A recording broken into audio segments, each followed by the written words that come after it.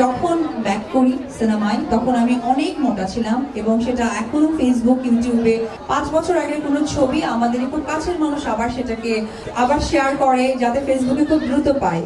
তাতে করে আমি কিন্তু ডিমোটিভেট হই না।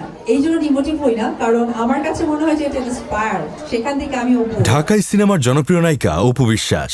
দীর্ঘ সময় ধরে নতুন সিনেমায় দেখা যায় না তাকে।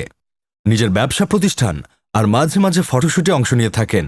ফলে প্রশ্ন উঠেছে, চলচ্চিত্রে অপু বিশ্বাস নেই কেন? এ নিয়ে অনেকদিন ধরে আলোচনা চললেও নীরব ছিলেন অপু। অবশেষে কারণ জানালেন। কোটি টাকার কাবিন খ্যাত এই অভিনেত্রী কারণ ব্যাখ্যা করে অপু বিশ্বাস বলেন, অনেক সিনেমা করেছি, আগামীতে আরও অনেক সিনেমা করব। সেটার জন্য নিজেকে পরিবর্তন করার চেষ্টা করছি। এজন্য যদি আরও সময় লাগে লাগুক, কোনো আফসোস নেই, কারণ আমার তো সংখ্যা দরকার নেই, আমার এখন সুন্দর কাজের দরকার। এটার জন্য সময় নিয়ে নিজেকে প্রস্তুত করে কাজে নামতে চাই। খানিকটা সময় চেয়ে অপু বিশ্বাস বলেন, সিনেমার জন্য বড় পরিকল্পনা, সময়, প্রস্তুতি ও ক্যানভাস সহ আরও অনেক কিছু লাগে।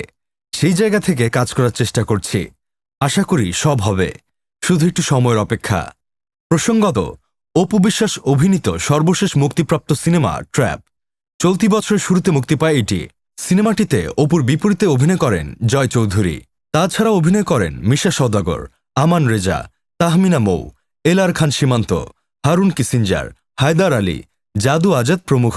এটি পরিচালনা করেন দীন ইসলাম। বিনোদন desk, Sadman Sakib, Bangladesh news today.